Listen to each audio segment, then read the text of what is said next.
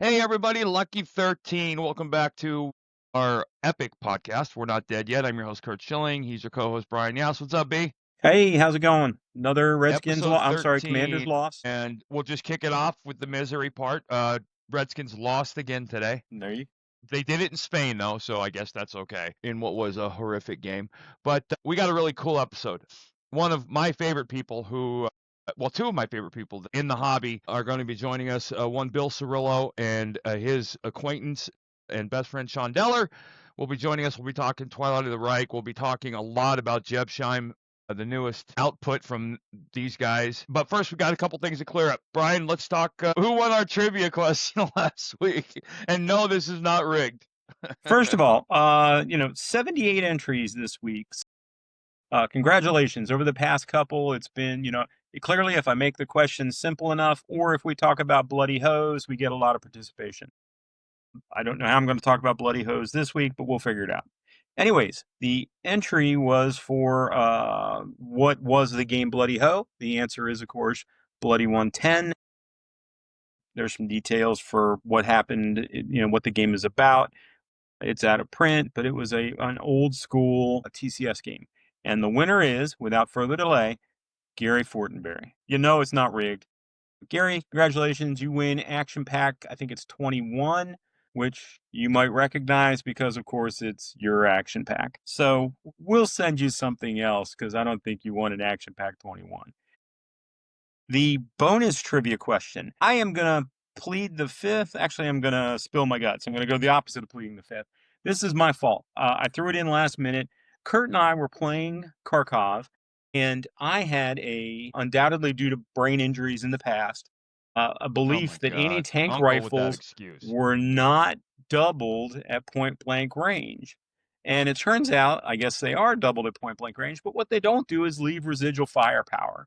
So he had a 5.27 and an ATR, and he shot, and you'd think it would leave 6 firepower, but it doesn't because it leaves 4 firepower. Fred Tim is the only person who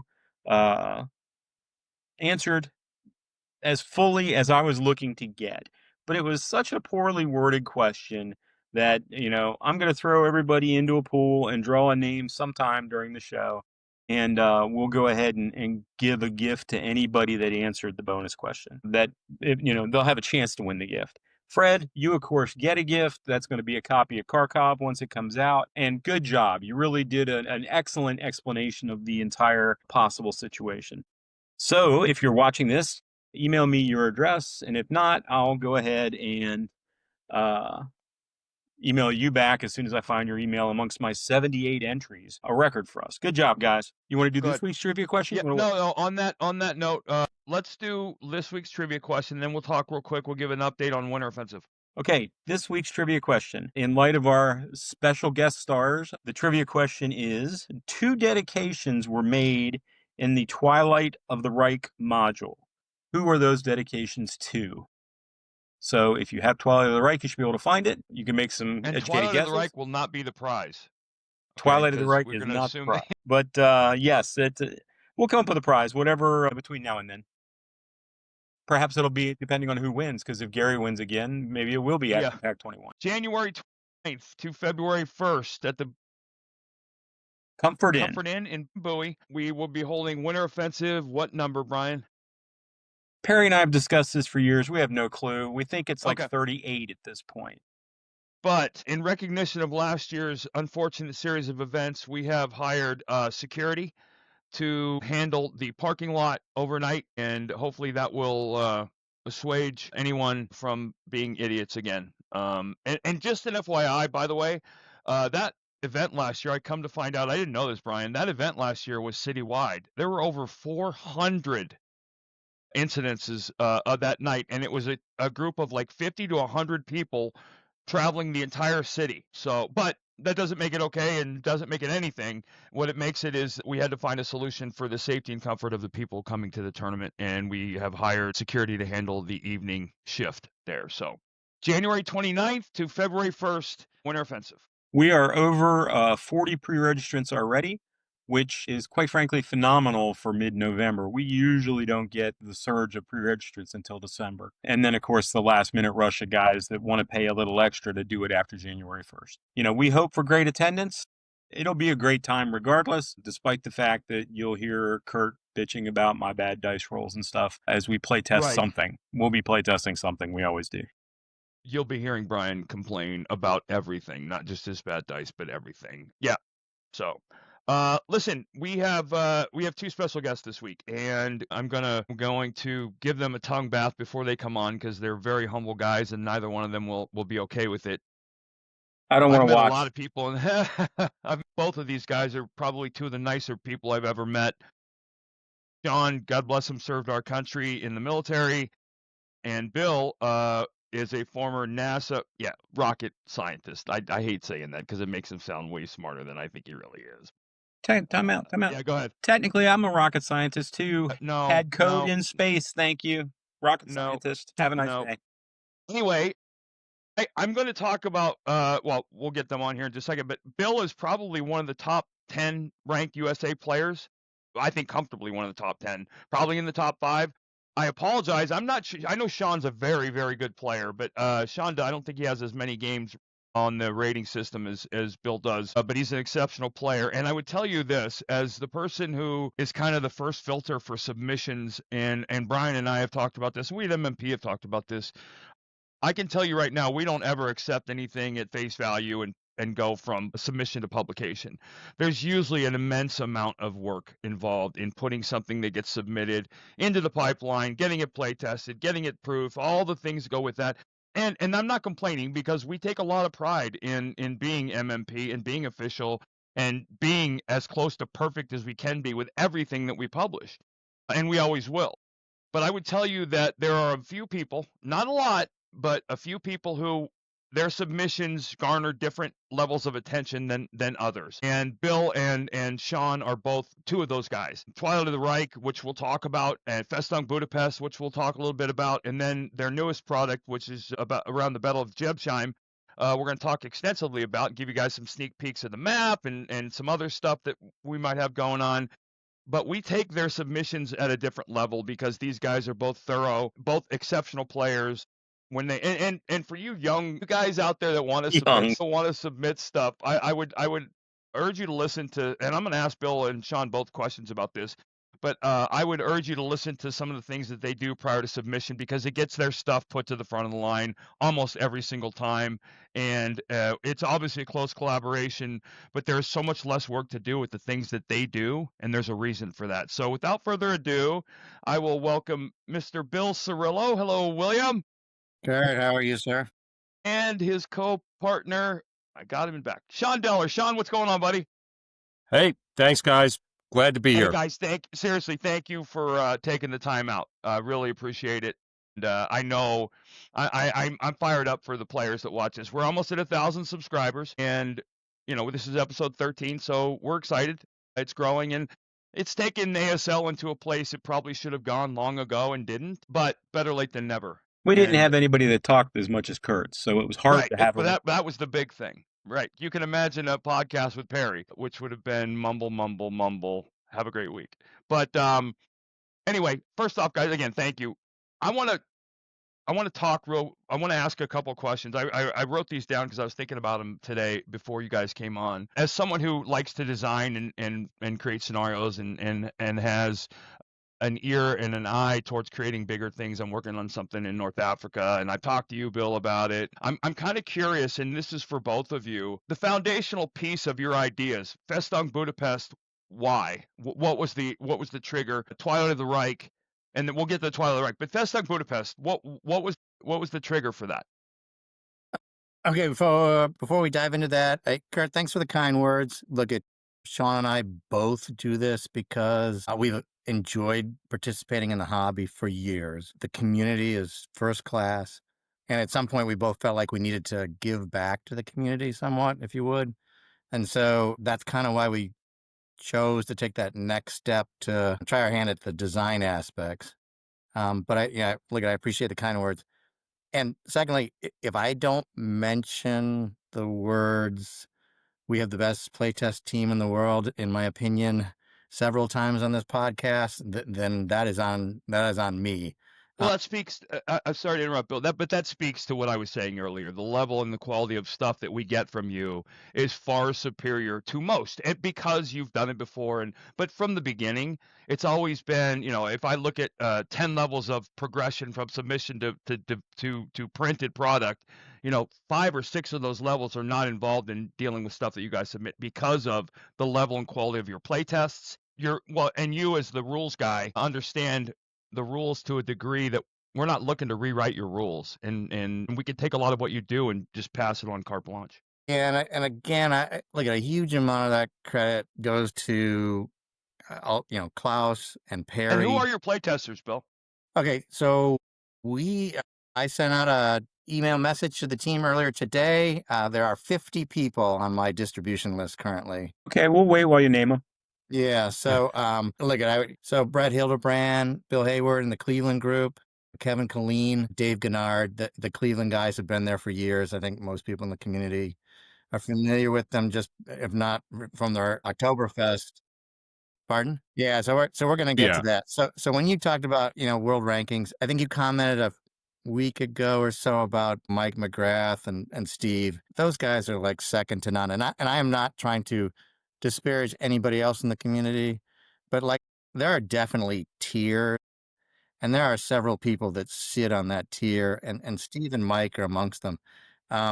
Sean and Steve have now play tested every single scenario that we've developed since the beginning of Twilight of the Reich, multiple times. And so, so you get second to none there. Sean, he may not go to as many tournaments, but he's one of the single finest defenders in ASL that I know. Most people go into a tournament and they want to play down the attack. Not Sean. He'll take the defense, 99 times out of 100. It's the Irish in me. So we're just spoiled that way. But we've got European participation from Bo Siemens and Michael Hestrup. Yep. And so look at their outstanding feedback there. But Randy Yates, Guy Falsetti, they provide quality feedback in the sense of when we get some of our after action reports back. I mean, there's graphics included. There's multi-turn representations of here's what happened. Here's, not just the highs and the lows, but, if something had gone different, it might have turned here. So we get an understanding of the turning point. Yep. And for those of you guys out there that are play testers or interested in being a play tester, I would tell you this. I can't.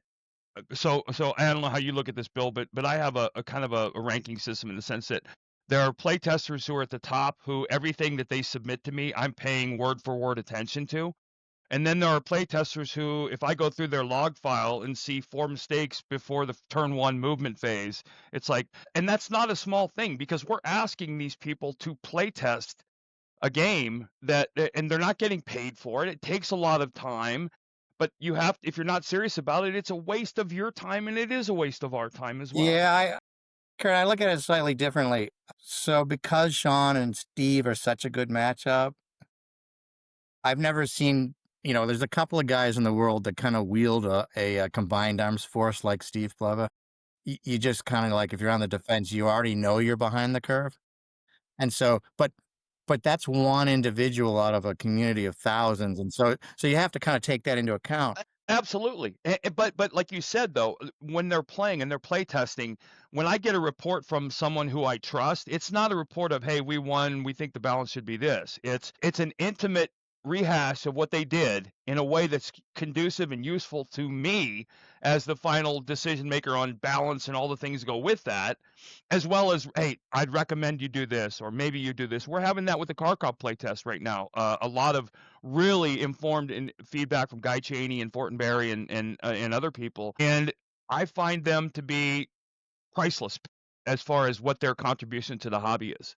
Yeah, but I want to clarify, I really don't care where an individual sits in a ranking system. Right, no, because I want to be clear on that. And so even if there are mistakes made, a lot of times it's highly informative because the mistake is on our part by not being clear. Not a clear SSR or OB. Right. Yeah. So there is no bad feedback in the sense of, Sean, I have to stop and think and say, all right, what are we missing here? And it's kind of like the other day, Brett asked a question. I have been staring at the Korean War U.S. Airborne 667 counters for months now while playtesting. And yet I failed to notice that they had an underlying morale because I'm using the counters as a representation of a French para unit, and they're not going to have underlying morale. So you get that whole look at the counter, stare at Yep. it, and just miss it. The tunnel So vision. until Brett made a passing comment, I'm like, geez, so I had to go look at the rule set I sent out, and I had conflicting information in the rule set. And so again, you got to take every piece of input. Tom Rapetti and I are real time going back over the map design right now. I think you're being humble, Bill. No, look at Brian. There's definitely times. Let me give you an example. Way back Sure. at Avalon Hill, there was a scenario called The Cat Has Jumped. I don't know if you ever played it or not. It's a Japanese seaborne assault against, I can't recall, early war Marines or Filipinos or something. And, Rex Martin, to his credit, gave everybody equal weight in the playtest results. And he had a stack of, and I was like, Rex, this scenario is a dog. And, he hands me a stack of reports and goes, 50% of the people don't believe you. And I started looking. And the first report I read said, I shot my turn 1 prep fire at the boats as they were coming in. Then next turn, I fell inland to prepare my defense. And I'm like, the most vulnerable point for these boats, which had no machine gun capability, was slaughtering these guys on the beach. It's a guaranteed win. And Sure. you can't weigh So you took bad you play. took that input, and then you discounted it based on what you're reading.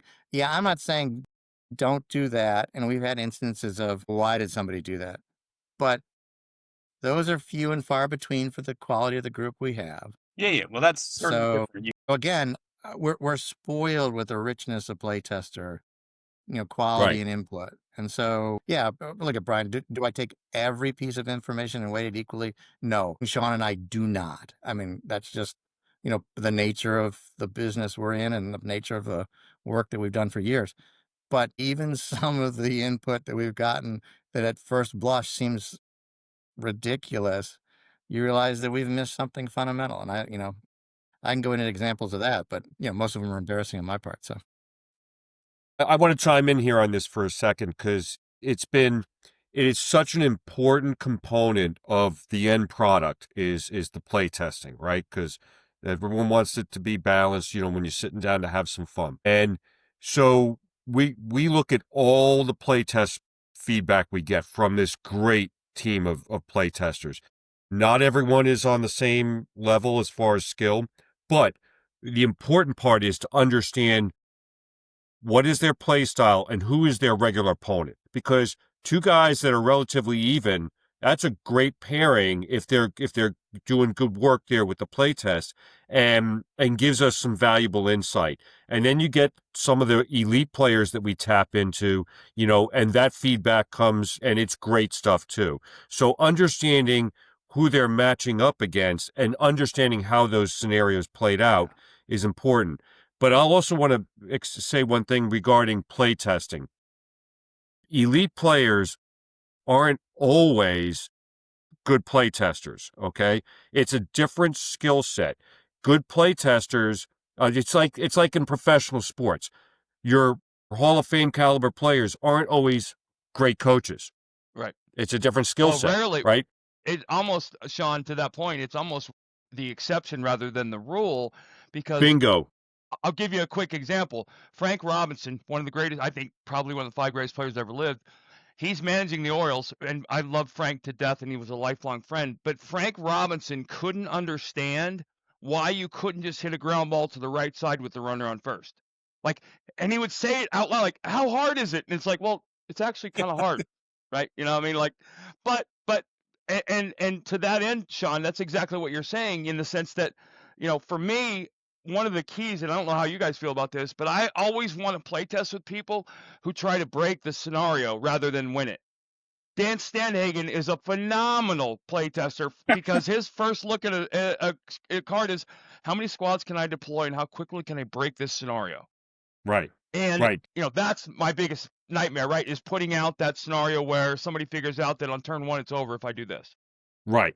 Absolutely right. So, and Danny's an excellent play tester. Every time Yes. we work with him, we get some great feedback. So no, you're absolutely right. Is that is a near unique skill set to be able to do both, and that's where somebody like Steve understands the play testing part. He understands how to play. He understands also the designed aspects. So when we're talking to him, he understands where we're coming from and helps us get to something that's balanced, that works functionally, works well.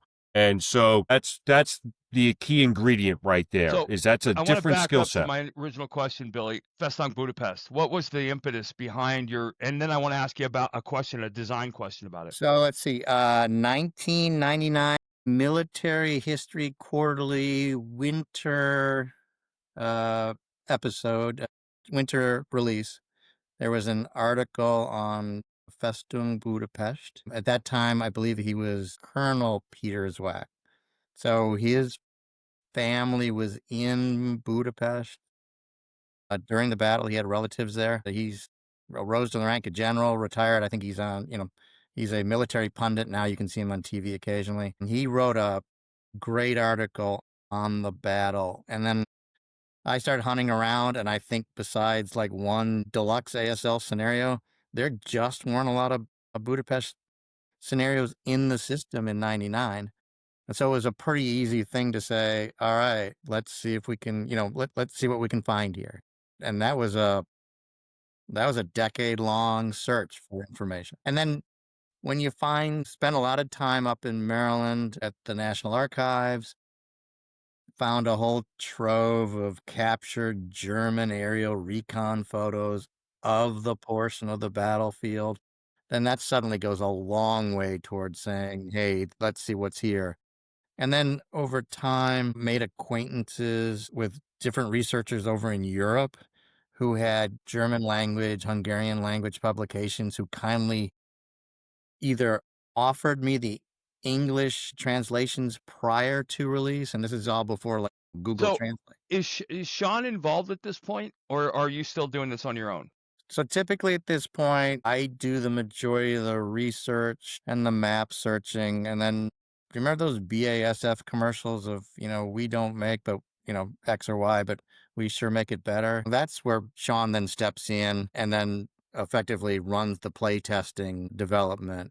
And then, because usually what we do is, because Sean's such an excellent defender and I like to attack, and I think our record against each other is like 61 and 60 lifetime. We'll always give it a first go against each other and then flip it around and play it from the other direction, because if you haven't done that with a scenario, in my opinion, you've never really played it. You guys have only played 120 times? I think it's more than that. Yeah. But Well, at this point, yeah. I knew at one point it was like that close, Brian. I'm super jealous. Sean has kept an Excel file of every game he's ever played, scenario, opponent, when he played No. it, which is just an awesome resource to have. Yes. Because, as I'm getting older here, I'm going to tournaments and I'm like, yeah, we played each other 35 years ago. And I'm like, ooh, yeah, okay. Yeah. So, it's things like that. But the point being is when Sean and I first hack out the attack and the defense and flip it around, if I'm not feeling comfortable and if Sean's not feeling comfortable, we don't release it to the larger playtest team. Mm-hmm. Now, with Jebsheim, Sean's been really tied up with the Twilight of the Reich themed journal.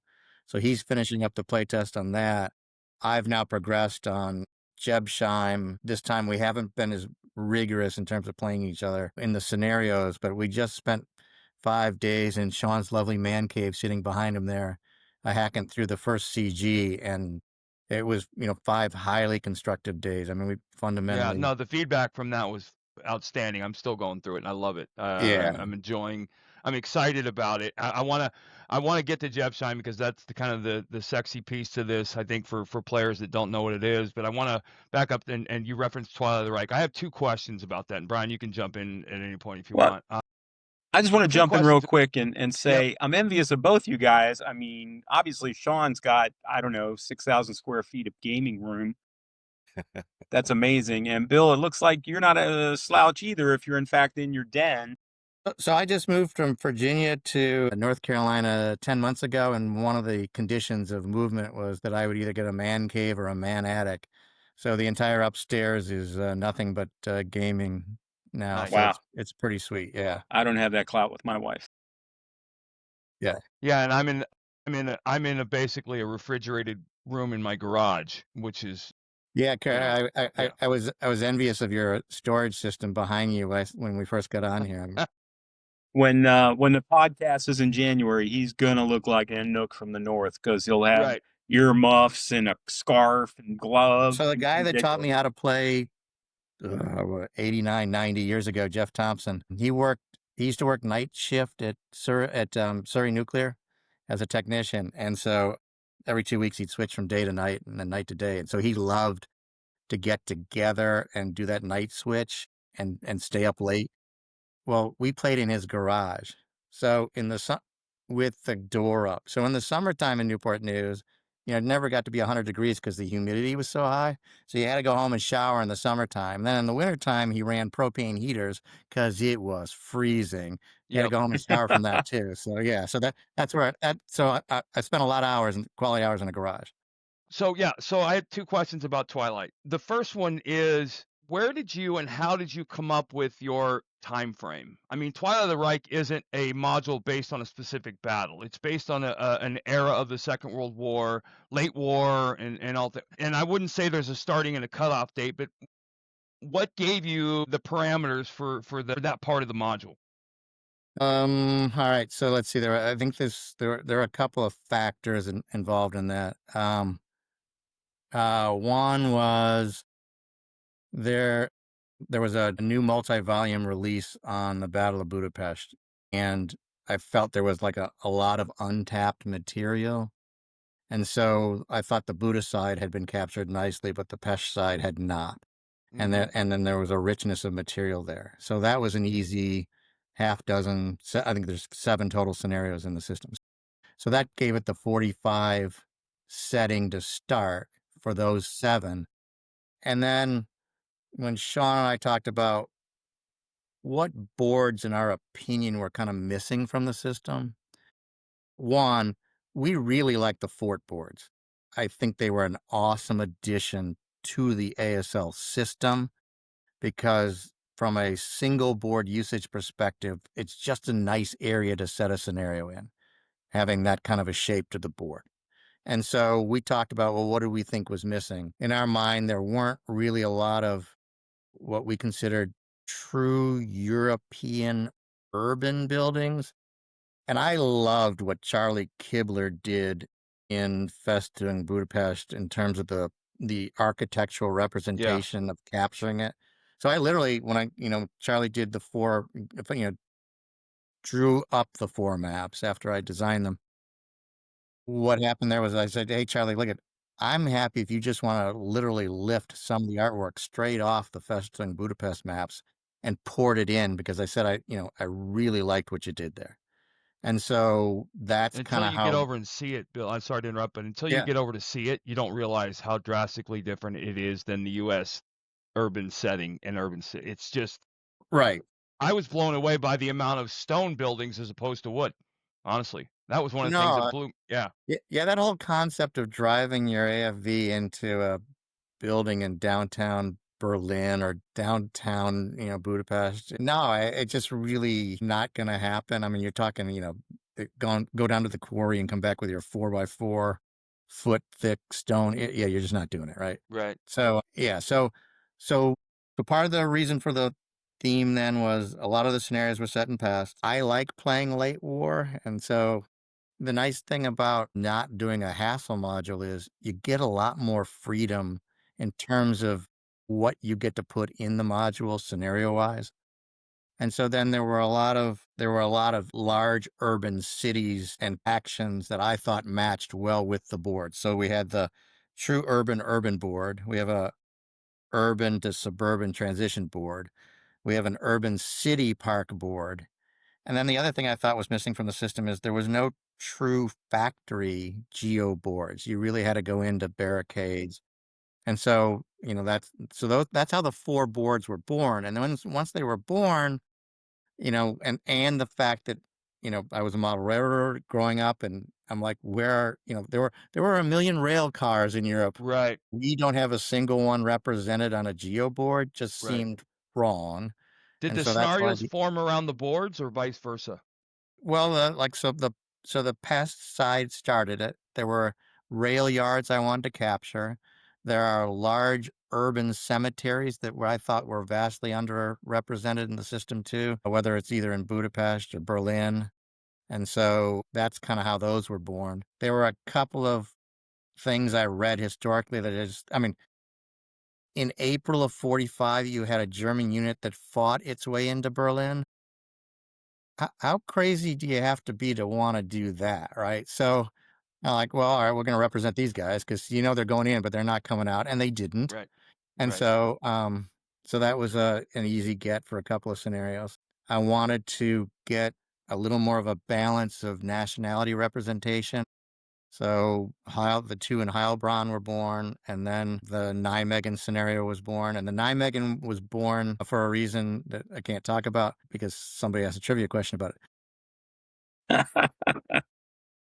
But yeah, so it was a blend of motivations, Curt, to pick that time frame. And then the last one is I read a great article on just what was happening in Prague toward, late in the war and after the actual end date. And Sean and I, one of our favorite scenarios to play because it's just a smack talking good time, was Dogs of War. But one of the scenarios in Twilight is an actual more historical representation of what's going on in that 3-player scenario. And so the whole 45 theme, once the vast majority of the scenarios got set there, then all of them did.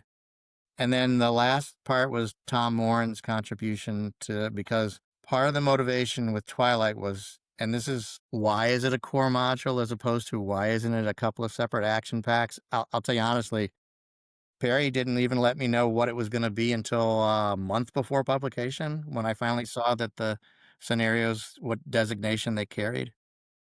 And so we were after putting the NKVD into the core system since MMP, and I don't know if I got a lot of guys realize this, units that are contained solely in historical modules are not part of the core system. So in a sense that if you use them in a scenario card, you have to write an SSR for them, which is why we then put the entire order of battle in for the SS, added the late war rules for them. And so now the fights and the 6.8s and the 8.3s, they're all together in one place. And you don't have to write an SSR anymore that says, well, the broken side of your 447s, because they're SS, their morale's up. So Right. we tried to clean up a lot of that. So, Sean, you had So mentioned a little bit ago. I'm I sorry. just want to add on to this for a second. Okay. Bill described the whole kind of genesis of the Twilight of the Reich, and it was a number of years, and he was diving into the historical archives and had all sorts of ideas kicking around in his head.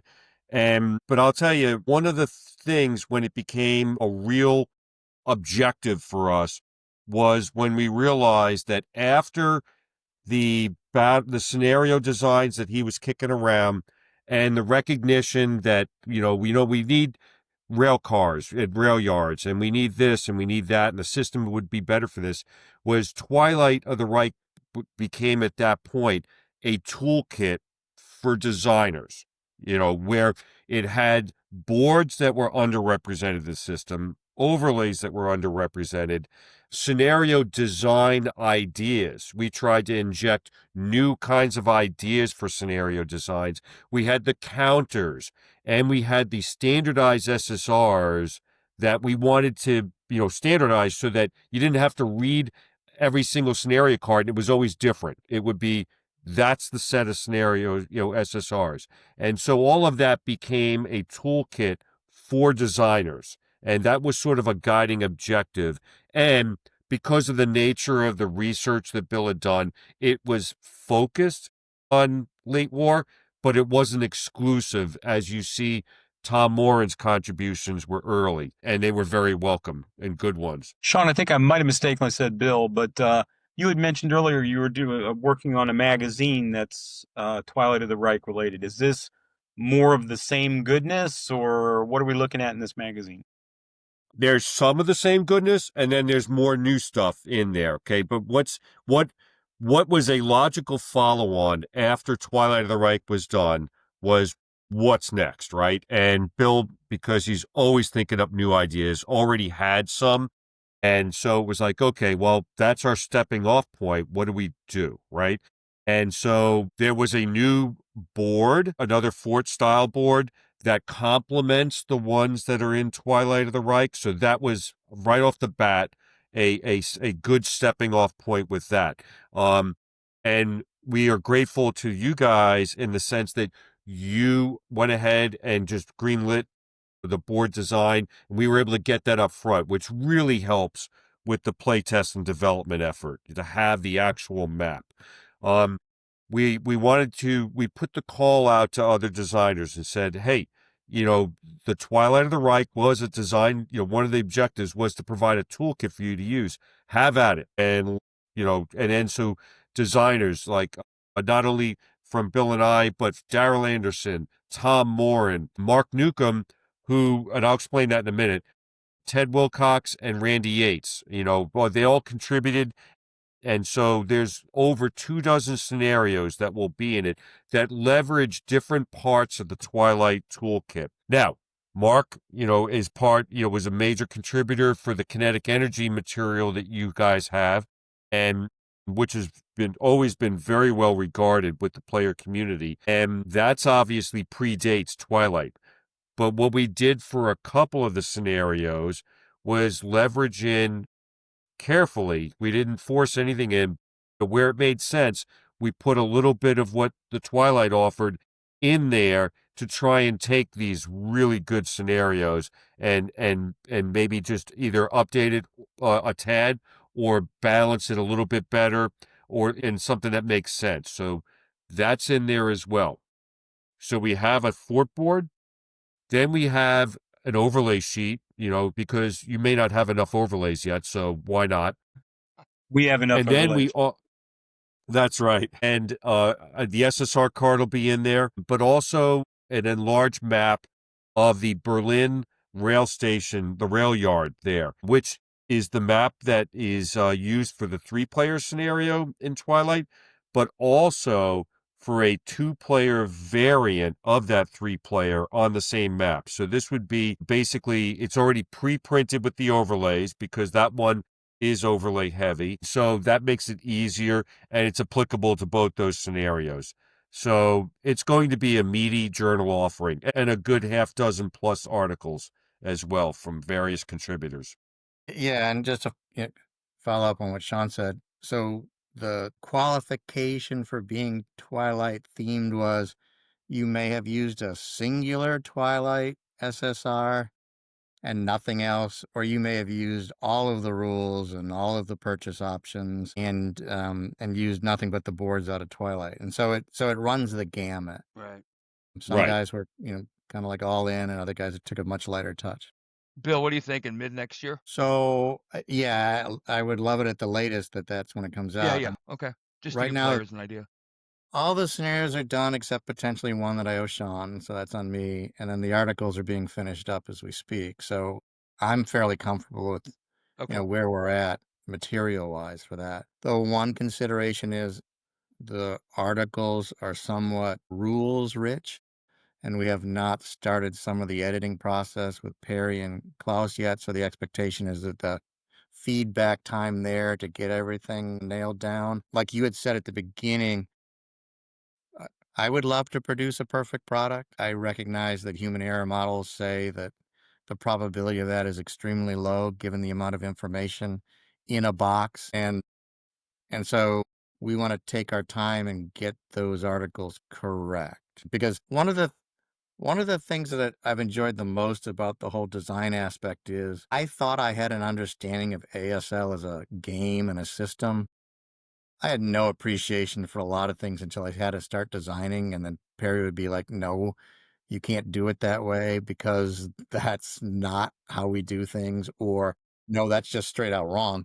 And so it's been a highly educational process that I think has actually made me a better player, is to have to go through the design process to I gotta realize say, that, 99.99% of the time, the victory conditions are written for what the attacker has to do and not the defender, how things are laid out on the card. And so that's been just a highly educational experience, like I said, that I think has made both Sean and I better players. in my spot, being able to kind of be the pass through for submissions and being playtesting as often as I do with Brian, one of the things that has become apparent to me in the last 2 years is probably the most grumbly old codger on the planet in Don Greenwood was absolutely effing brilliant in his forward thinking and creation of ASL. The amount of things that he devised a rule system for, and I don't think people can understand. I mean, the complexity of the rule book is apparent when you look at it, but coming up with that as original text is beyond my comprehension. And there's things in there that might be used once in a blue moon, but the rule is completely thought out and played through and processed. And as you design stuff, you realize, holy crap, this dude was way smarter than I gave him credit for. Yeah, in a certain sense, all that we've been doing is adding to an existing system. So, we're definitely, have taken huge advantage of that. Sean and I actually play an awful lot of Euros, and we constantly say this. I marvel at the ingenuity in the gaming community in terms of the creation of mechanics or player aids that you're just kind of like, wow, didn't see that. And they're just wonderful things. And so some of what we have done, so for example, one of the scenarios that's in the forthcoming Twilight themed journal is a true 4-player scenario. 4 players walk into the arena, 1 walks out. Did we leverage a Volko Ruhnke's coin system that he used for, development of a distant plane and games like that? Yeah, we did. Because it's like, it wasn't the only game we leveraged. There was a War of the Roses game where you had team factions, but in the end, only one guy was going to win. And so there's an awful lot of creativity that sits outside the ASL community that we've taken advantage of too. And I think we are better off for it. Yeah, it's one of the things I notice, you guys, no matter where you're at and what you're doing, there's always a Euro game at 11 p.m. at night being played that I have just never seen before and can't conceptualize what's going on. I wanna jump to, and again, this is free form, guys, so we have as much time as you got. If time's a problem, let me know or let us know. But I want to jump to Jebsheim, and I want to talk about, and so Garrick will be able to put a picture of the map up, and we'll probably show that kind of here at the front part of this. So any reference to the map, coordinates of the map.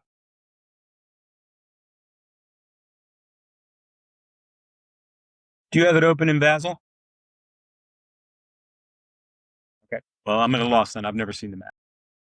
You never seen the map? So I want to give credit where credit's due on this. So let me start. Let me just go Sure. ahead and kick you Sure. off, and you go ahead and you guys run. I want you guys to kind of run with this as you have. I think the first time I heard about it was Winter Offensive 2 years ago, maybe. And actually, the first time I heard about it was when I reached out to you and said, "Hey, listen, I'm going to do this North Africa module, Bill. I want your help." And you're like, "Nope, I'm busy. I'm doing Jebshime, and I'm going to be consumed by that." And all. And I was like, "Never heard of it, but sure, go for it." Again, what was the impetus? What was the reasoning behind it? The initial idea, and just talk about the design from a broad perspective. But I'm also curious, you guys, and I'm going off on a tangent, but you guys have done something that Brian and I have talked about this as stewards of ASL and being involved in wargame design.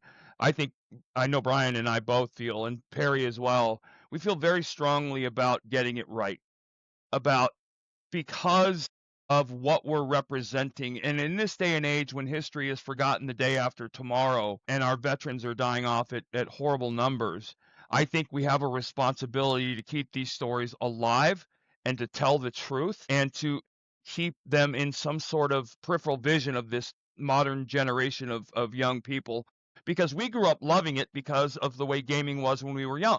And now it's Call of Duty and all the things that go with being online. where you don't have that face-to-face camaraderie thing. And you mentioned our trivia question this week was around you dedicating products to certain people. And Yeah. that's not, to me, that, I mean, we can give that lip service or we can be honest. It's a very big deal. And it's an important part of what we're doing. And again, Sean, thank you for your service. But I got to believe, especially for you, someone that has served, there's a responsibility. And I know you're working with Matt Noah on the Vietnam project, and he's been wearing you out, and he will probably continue to wear you out. But I would Constantly. imagine there's a responsibility to get it right. Absolutely right. It is something that we feel very strongly about is those stories.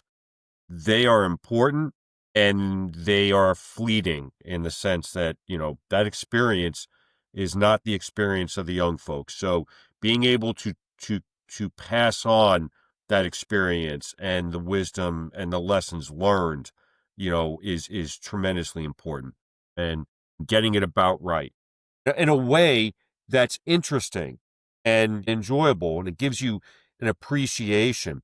That's one of the things, I've always thought about gaming in general, whether it be military gaming or even the Euros and stuff.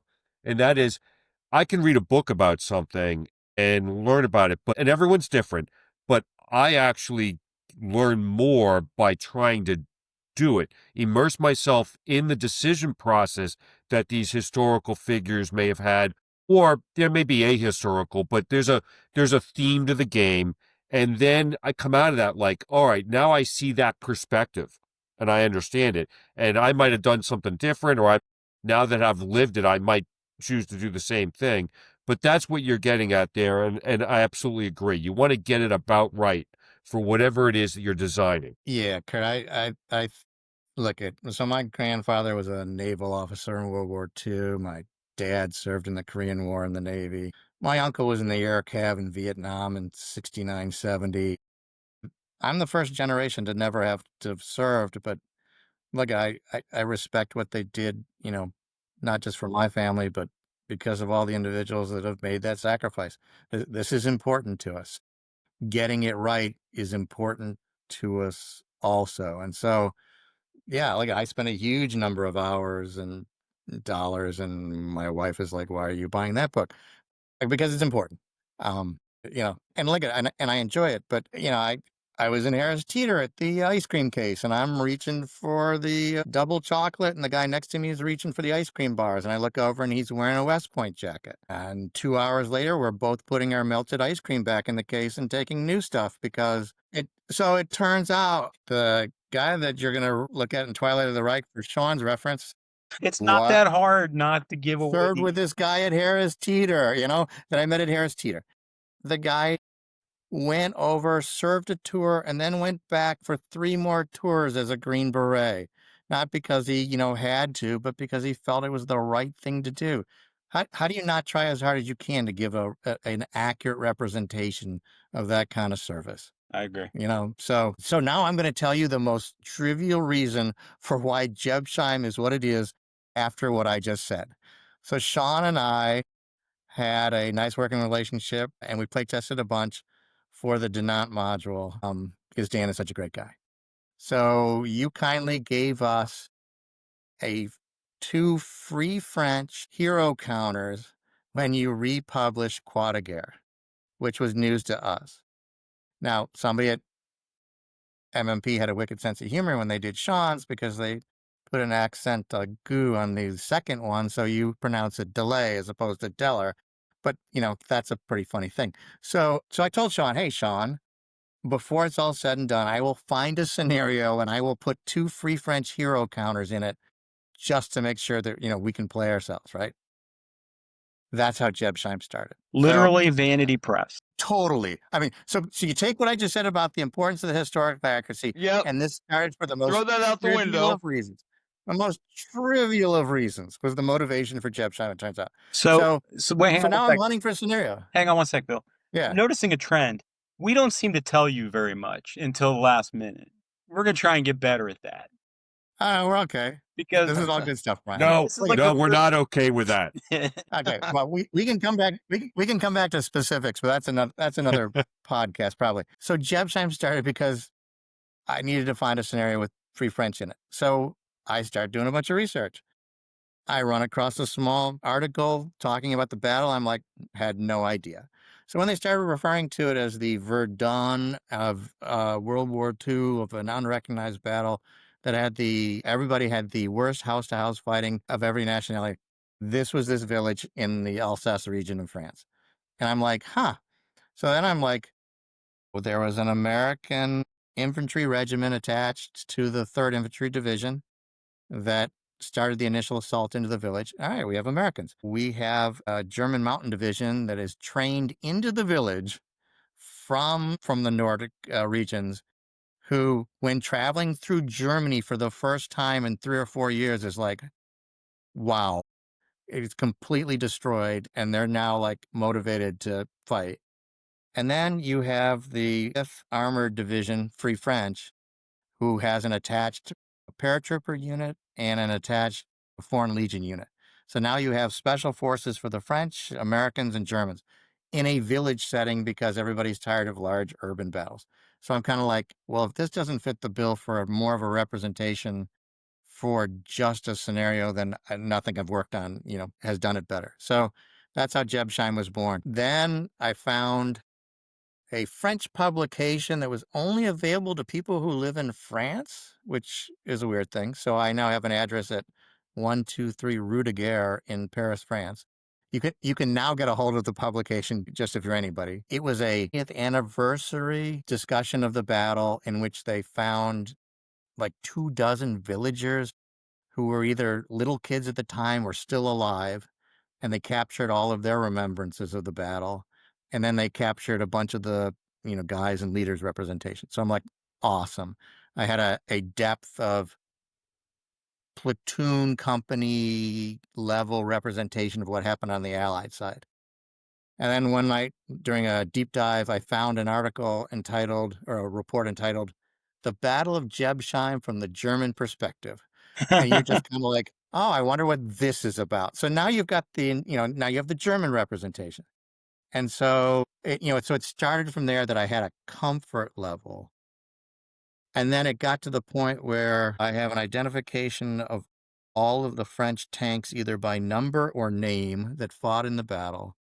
I have the representation of the German Jagdpanzer unit and what particular tanks they blew up of the French. You don't get that kind of knowledge from cross representation most of the time. And so it all started to build and snowball into something that basically said, I feel really comfortable with representing this as a historical module. And so what Bill just described, all the different like good ideas and the piece parts of research that he's done over the years, he takes that and he comes up with a general idea where he wants to go with it, dumps it on the table, in front of me, and I look at it and I go, there's a lot of good ingredients in here, and that's when we start collaborating and trying to figure out, all right, what's the right amount of these different things and what is this thing going to be, right? And Bill and I both strongly felt that it was time to try and put something out that leveraged or went into an area that we hadn't done much yet, and that is maybe like a Hatton-like, where it's a little more lean, because we indulged ourselves with Twilight of the Reich, and we, hassles, Festung Budapest as a hassle, it's going to be what it's going to be because you have a single topic you're deep diving, right? Now, yes, you can still slide on the complexity scale, but we wanted to do that for Jebshime. And so that's where it gave us a focus to it. And interestingly, go ahead.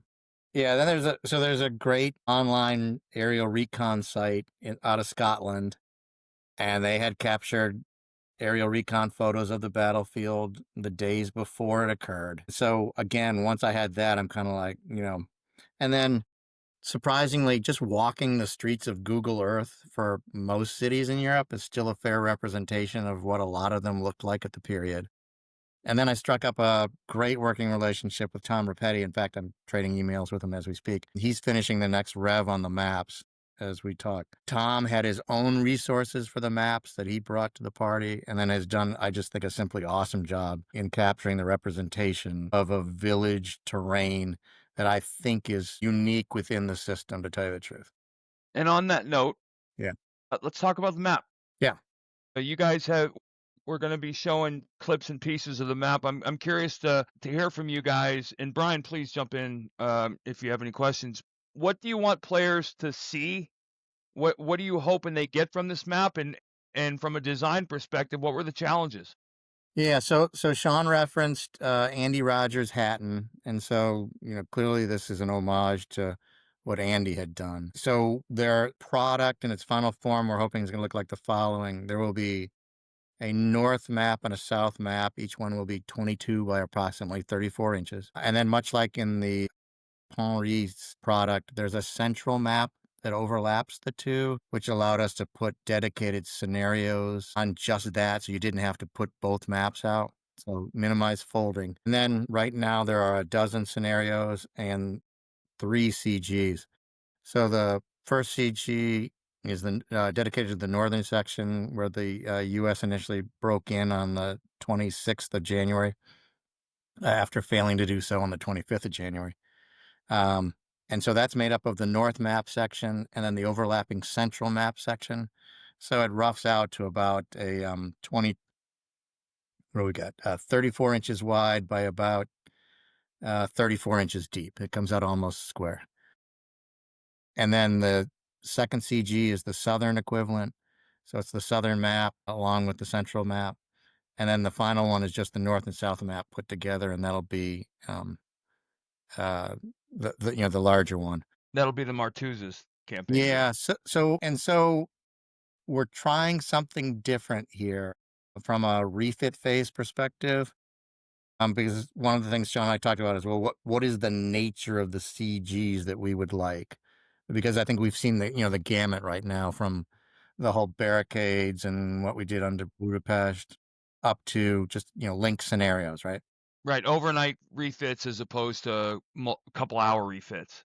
Yeah. So the way the main battle transpired over a 3-day period. There was an initial break-in by the Americans on the evening of the 26th of January, 1945. And then they were supported starting on the 27th by first the Paras showing up, Free French paratrooper units, and then the Free French Foreign Legion units.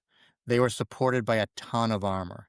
And so the Germans took a strategy of fortifying the center of the village because they knew that they were just going to get pounded on the outskirts, and they just decided to extract, pain against the units as they came into the village.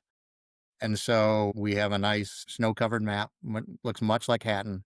The village is a little tighter than what's in Hatton in the sense of how close it was together. If you're curious about it, go to Google Earth, type in Jebsheim, France, and go to Street View, and you can literally walk the battlefield almost as it was back then. The biggest difference is when the Germans came into France in 1940, they targeted with artillery the church in the middle of the town, and they effectively wiped the center of the village off the map. And so when you see the map, there is one new terrain feature that does not exist in the ASL system today, and that is foundations. So give me a couple hex examples of foundations. You're going to be looking at AA 22, 23, BB 22, 23. Yeah. And effectively, you think you're looking at an unfinished blueprint of a building. And basically, they play pretty simply. For infantry, they play like a shell hole. And for armor, they play like a debris hex, in the sense that you can Bog drive terrain. straight into it, but the increased probability of bog and increased movement costs. But that's the center of the village. Historically, what happened was the U.S.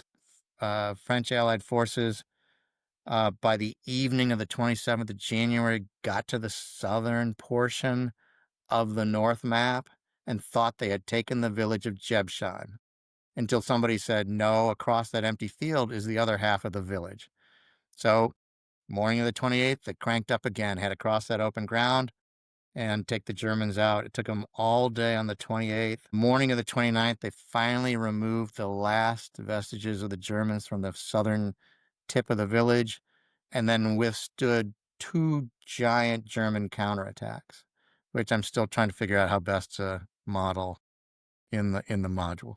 So a nerdy question from a wargame perspective. January 45, you're talking about, for the most part, you're talking about enormous German tanks with huge guns, not many, versus Shermans and M10s and M36s, which ASL, I think, has always been kind of a challenge to represent that 9 T-34s versus 1 Tiger kind of thing. And when you talk about late war now, you're talking about that kind of a matchup, 88 double Ls versus the 76Ls.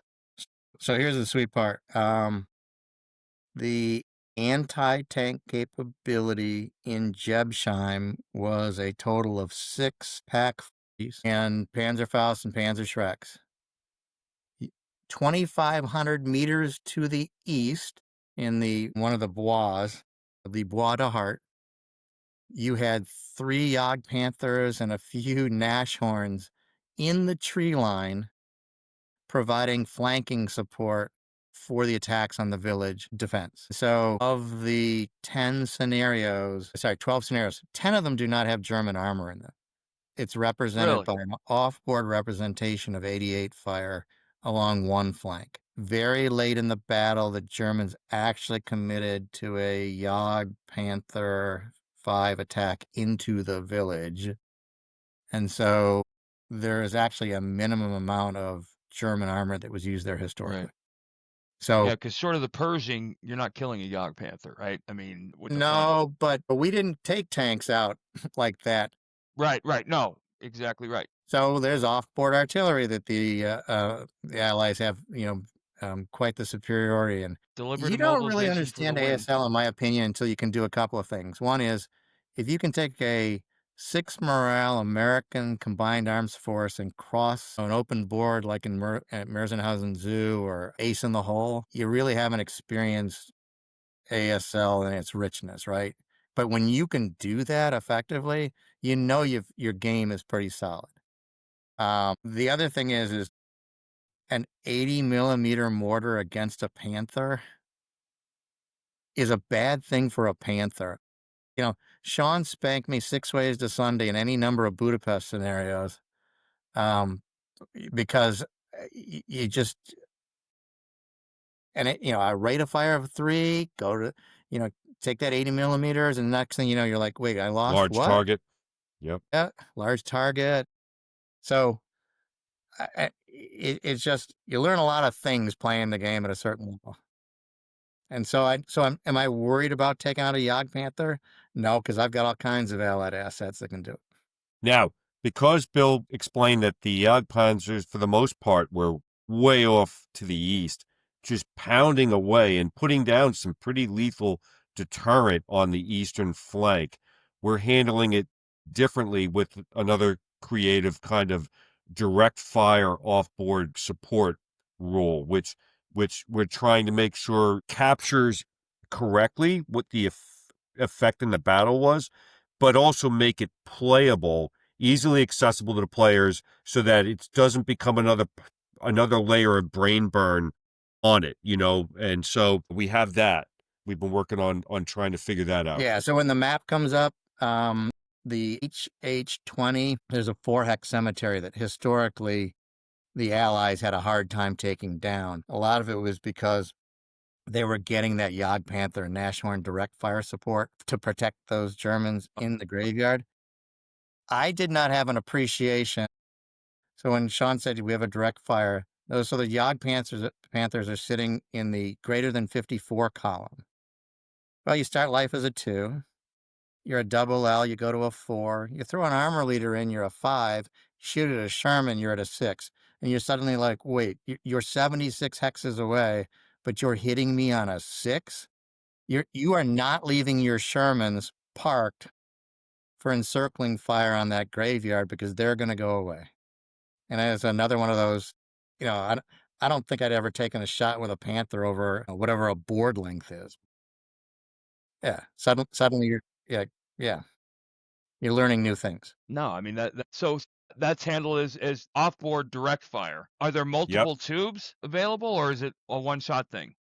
No, so there's a couple of Yog Panthers that you can buy. A couple of the scenarios you could do, you just get them in the Right. siege. And you're like, do I buy my Eastern Flank insurance policy or don't I? And does the Allies think that I have bought it and I haven't? So there's a whole Okay. meta game that can go on in the CGs, because every point right now, what we have found out is that every point is that precious for the CG so far. Is there a The way CVP for the are there Allies? Is go there a ahead. way for the Allies to do something about them? So I was thinking about, for the CG, the big one, putting some kind of counter battery mechanism in there. But the reality is you take a 6-turn scenario, you're not cranking off that many shots, but you are influencing the behavior of the Allied assault. And maybe the guy's willing to take the chance of running the gauntlet. But again, these are just hard choices we're going to leave to the players. But yeah, Brian, we thought about that. It's still in the potential design pot that we could take advantage of. We just haven't done that yet. Yeah. No, Bill's right. The risk averse players are going to keep their armor in safe sectors that aren't getting torn up. Assuming that means, Sean, I'm assuming that means there's a CVP cap for the Allies, right? I mean, so it's not. Yeah, so we're big believers in CVP caps for scenarios. I just think it's a great design tool. It is so funny the number of playtesters that I've run across that don't like it.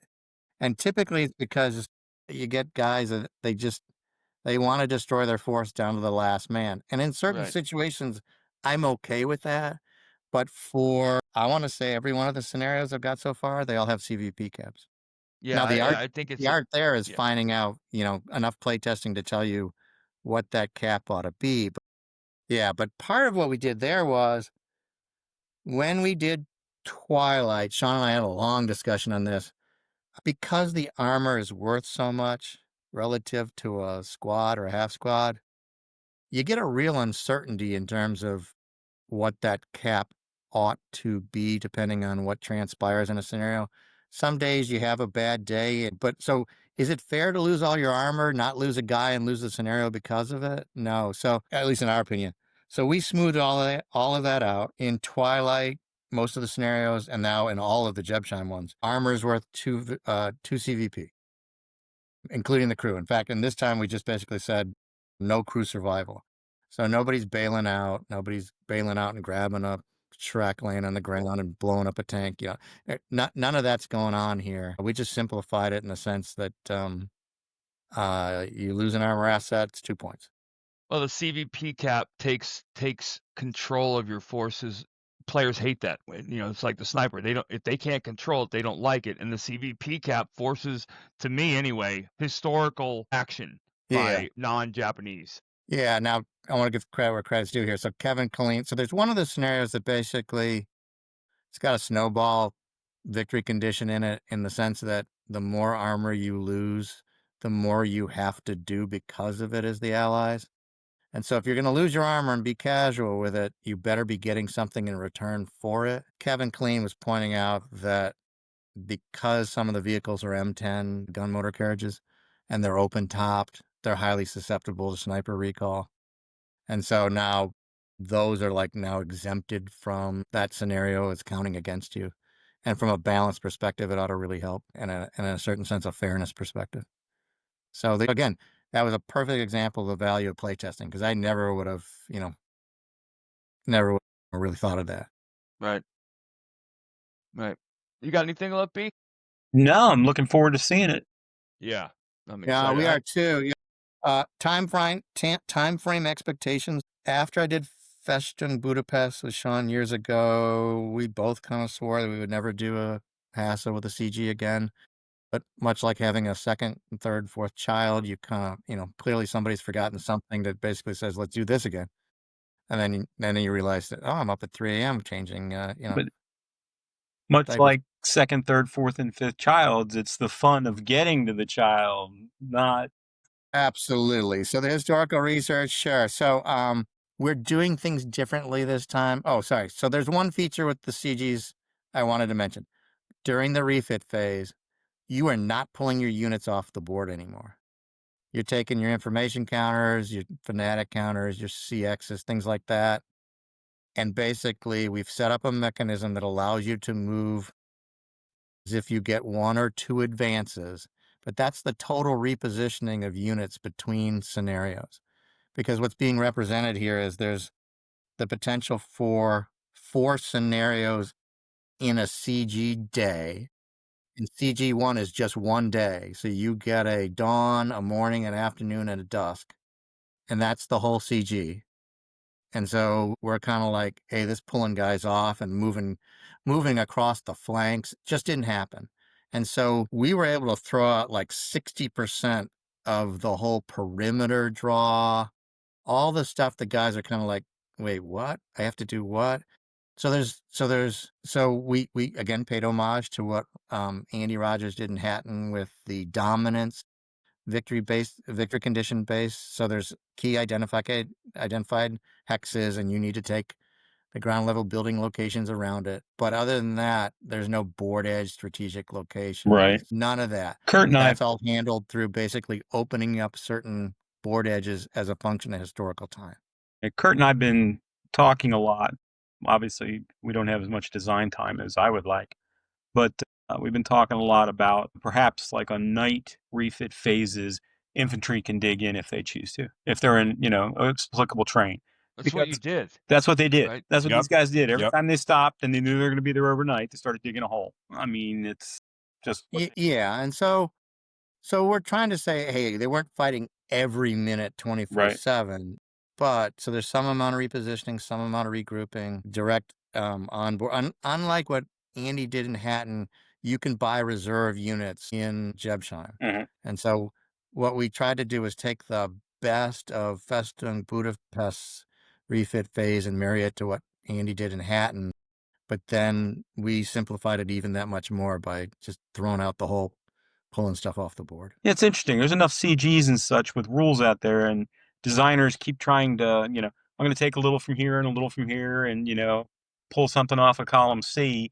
Eventually, I think we're going to hit on the perfect CG where the refit phase is smooth and the perimeter happens nicely, et cetera, et cetera. But it'll take time. Yeah, Right, you look at but- Brian. That's probably a worthwhile thing, and then all you're doing is writing like SSRs that give you the historical flavor for Right. that particular setting. Yeah, I think some attempts have been made at this by certain Well, individuals. you could in make the an past. argument that Hazel's CG refit phases should be a singular thing across all the Hazels, with exceptions to the SSRs for, Tarawa is different than Oh. Stalingrad. Looks like No, Sean. Right. The CG, look, the original one that many of us have played and are fond of, Barricades, right? And that they created a CG structure in order to fight a long strategic campaign with a tactical war game, right? It was brilliant.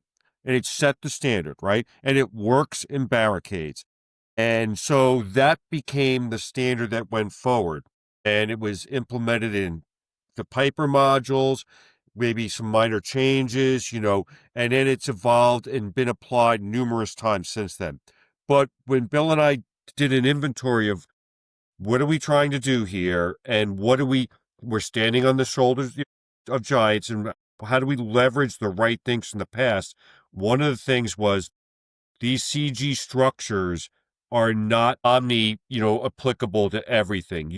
They really need to be shaped to give the effect of the campaign that you're focused on. And for things like Jebsheim and Hatton, it's not a full-blown Barricades Festung Budapest. And so I think it's tailored done. Now, what you do want to standardize is a lot of the good ideas that go towards that work well for the context of those types of CGs. And that is something that we've been trying to figure out. Leverage all the good stuff in the right ways and ditch a lot of the other stuff. One of the things that Bill and I had a long talk about was we don't want the rule structure, the administration of it, to drive player behavior. We want player behavior to be driven by the challenge at hand within the historical context, not because of rule structure. So things like when the refit phase forces you to run half squads around to dig foxholes for strategic bingo. locations, that's a bad That's thing. exactly that's a perfect example of it. Is that you got guys out there digging foxholes not because that's what infantrymen are trained to do, but because you need a perimeter, a Right. key location there in Yep. order to draw your perimeter line. That's the wrong reason to be doing that, right? So we ditched all that stuff. So Sean and I are playtesting day one on the CG, and I've got 2 half squads on each flank running down the board edge, and he's trying to shoot him up. And it was just like Laurel and Hardy, dude, you go this way, I'll go this way, and we'll see what we can grab. It was ridiculous. Now, the good news was I grabbed enough of a chunk of territory with the one guy to say, I don't think this CG works, and if we don't open this flank up anyway, but having a half squad run down it is ridiculous. And so out of something ridiculous came something actually really good. So right. That actually is a good example of we tell the playtesters, you don't have to play a perfect game. We just need to understand how you played it and you get insights from mistakes that you make during it. And so that was a perfect example of, we didn't like that and we accidentally discovered something else that's even better. And so, yeah. But yeah, we didn't want the administration of the CG to drive the CG. We wanted players to immerse themselves in the tactical situation at hand. All right. We're at about an hour and a half, I guess, getting pretty close anyways. We'll take a few minutes to wrap up afterward and talk about it. Thank you, guys. I want to thank you guys fun. for coming and giving up 90 minutes of your time.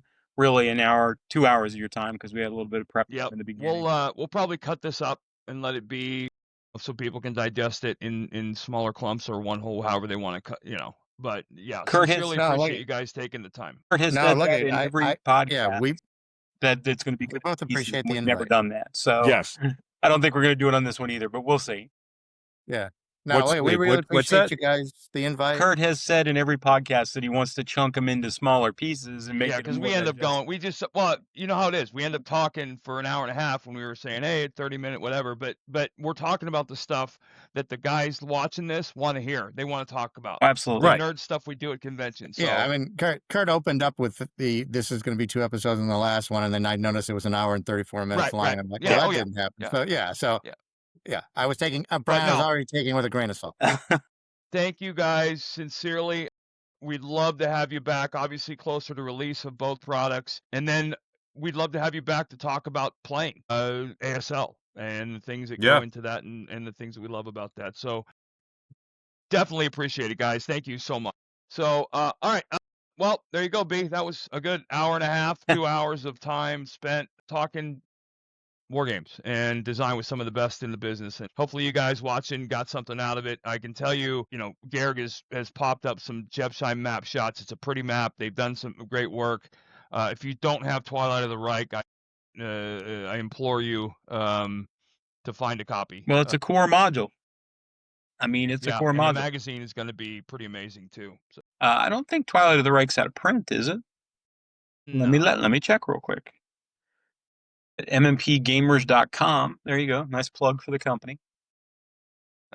Brought to you by Cherry Ripe, the official candy of our podcast with respect to Australia. Core modules. You would think I would know this off the top of my head. Twilight of the Reich. Yep, you can buy it. It's available on our website. It's currently on sale for $123, regularly $164. That sale runs through Monday, so you basically have today because this will get posted Monday morning. That was fun. Those guys are good to talk to, and you get a sense of they really put pride into their product. Yep. Well, it's obvious, and you know that. You've seen their submissions. They're head and shoulders above almost everybody else when it comes to the quality of components that they submit and the thoroughness. We don't mean that in a bad way, everybody else, by the way. I mean, we really don't. Obviously, but I'm not disparaging anyone. I'm just lifting them up, right? Everybody, anybody, listen, it, to me is a thumbs up because they're putting time and effort and work into something for us as a business. So we talk about that. It's a huge deal. But you guys there's something to be learned from fledgling designers and submitters listening to these guys talk about the amount of work that goes into the submissions that they make. And they are, for the most part, from reception to production, their timeline is shorter than most because of the quality of work and the amount of effort they put into it. Yeah, we just, they have great playtesters. That's obviously the basis of any good submission, is getting a well The play-tested current world product. champion is a playtester for them. Yeah, I mean, that helps. He knows what he's doing. All right, so episode 13 is a wrap. We will catch you guys next weekend. Like, subscribe. We're closing in on 1,000 subscribers, guys. Help us out. Spread the word, and we will catch up with you guys next week. I'll talk to you, B. All right, take care, guys. Go All right, buddy. Commanders.